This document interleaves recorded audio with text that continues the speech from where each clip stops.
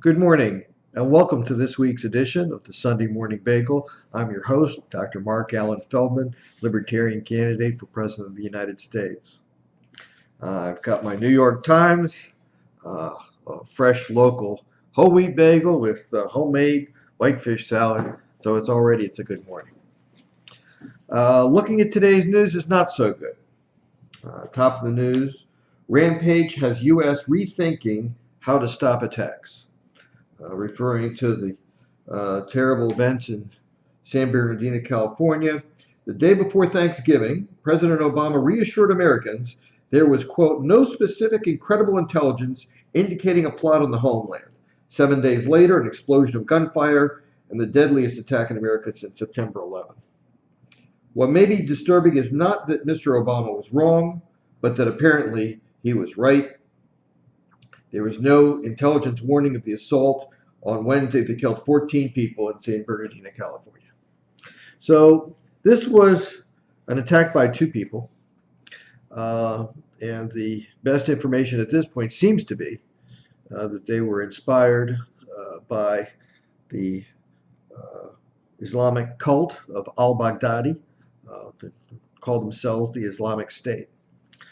I don't view this, if this is true, as a case of terrorism. Terrorism is a military technique by countries or organized guerrillas. This is cult murder. Islamic State is not a state. As I said before, it's a cult of personality in a culture of fear by one man, a terrorist by the name of al-Baghdadi, who apparently is in Iraq. And the way you approach a cult is different than the way you approach a terrorist group or an enemy state. An enemy state, there are rules of war, and it's important to have a military response. With a cult, it's totally different. A cult is criminal and needs to be approached as a crime. They don't deserve, nor is it appropriate to give them the legitimacy of a state.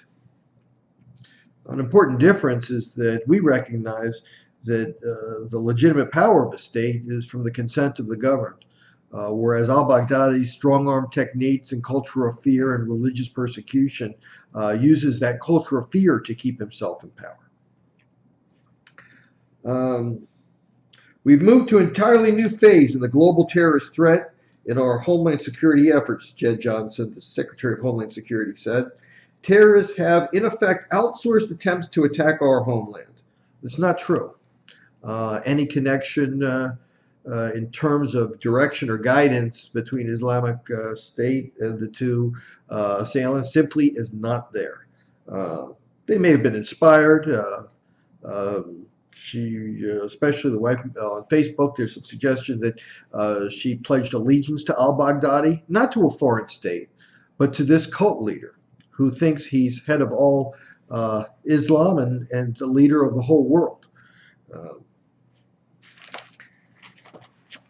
And the question is, what are we going to do about it? So page 31 continues.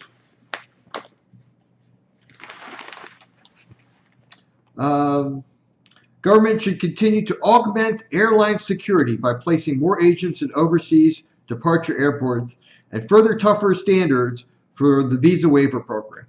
I'm sorry, but you could strip search everyone going onto airplanes, and it's still not going to stop crazy people from joining murderous cults.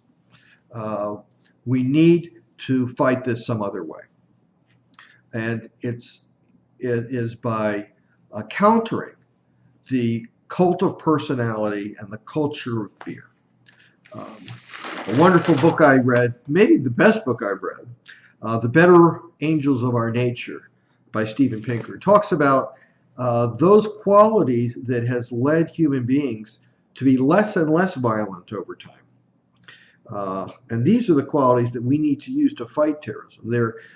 These include empathy, self-control, morality, and reason, not to have more cult of personality and culture of fear.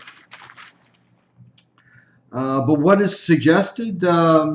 Unable to curb the availability of guns at home or extremist propaganda from overseas, authorities may have to rely more on encouraging Americans to watch one another and report suspicions. Is this the kind of country we want to have? Federal and local governments already have programs urging friends, families, and neighbors to identify people. This is not right. This is only encouraging the culture of fear. What do we mean by reason? Well, as the article goes on, the death toll from jihadist terrorism on American soil since the September 11th attacks, 45 people, is about the same as the 48 people killed in attacks motivated by white supremacists and other right-wing extremist ideologies. So this is a problem with cult murder, cult of personality, culture of fear, that we have to look at and see how to move our culture towards liberty and freedom, self-control, empathy, morality, and reason.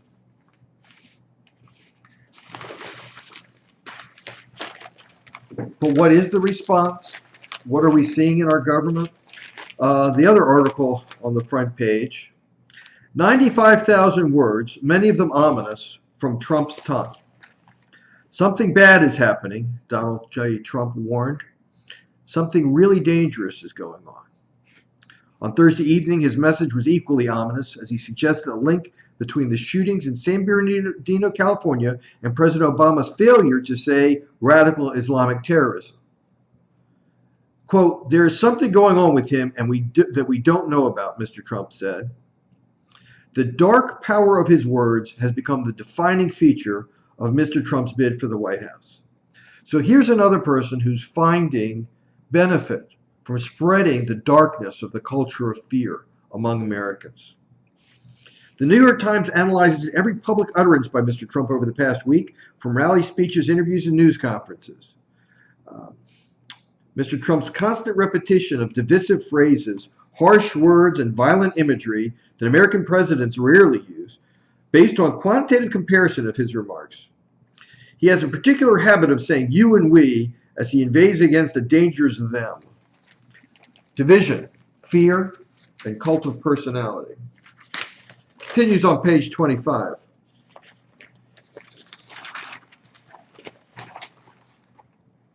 A 12-year-old girl from Virginia said, "I'm scared. What are you going to do to protect this country?" Does he say you don't need to be scared? No. He says, you know what, darling? You're not going to be scared anymore. They're going to be scared. You're not going to be scared, Mr. Trump said. And then he referred to the September 11th terrorists as animals. They're not animals. They're in a cult. They're people. They're caught in a cult of personality and a culture of fear. This is what we need to fight. Mr. Trump tends to attack a person rather than an idea or a situation, like calling political opponents stupid at least 30 times, horrible 14 times, weak 13 times. This is in 1 week. He bragged on Thursday of psyching out Jeb Bush by repeatedly calling him low energy, but he spends far less time contrasting Mr. Bush's policies with his own proposals, which are scant. All of our weak. They're just weak, Mr. Trump said in New Hampshire on Tuesday of his fellow candidates. I think they're weak. Generally, you want to know the truth.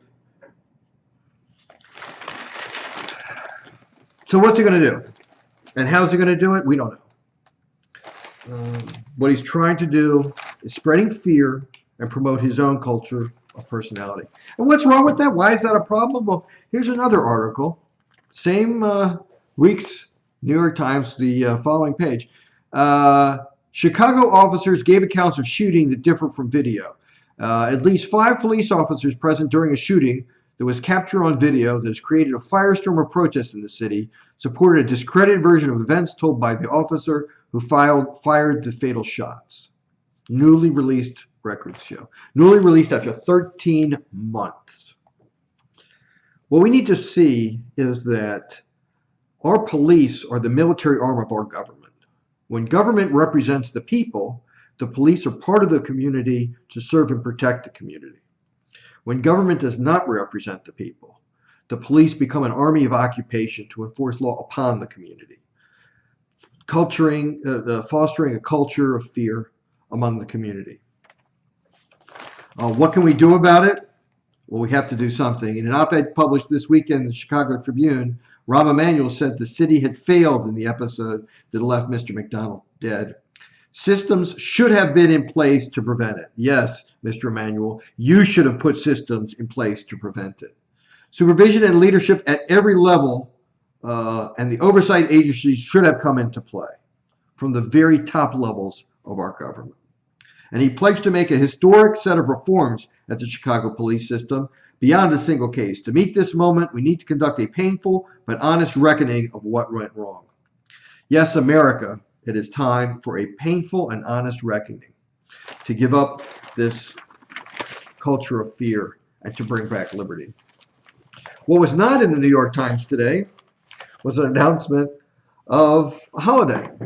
Tonight is the first night of Hanukkah, the Jewish holiday that commemorates the military victory of rebels in Judea about 160 BC when a group was fighting the Greek Empire for independence so as not to be forced to assimilate and have the Jewish religion destroyed.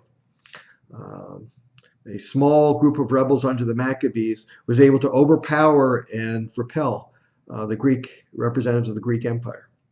They rededicated the Jewish temple, which had been illegal to use for the Jewish religion. But during that rededication, they only found one small flask of holy oil that could only last one day. As a miracle, it lasted 8 days until more of the oil could be produced. And in commemoration of that, we light a candle.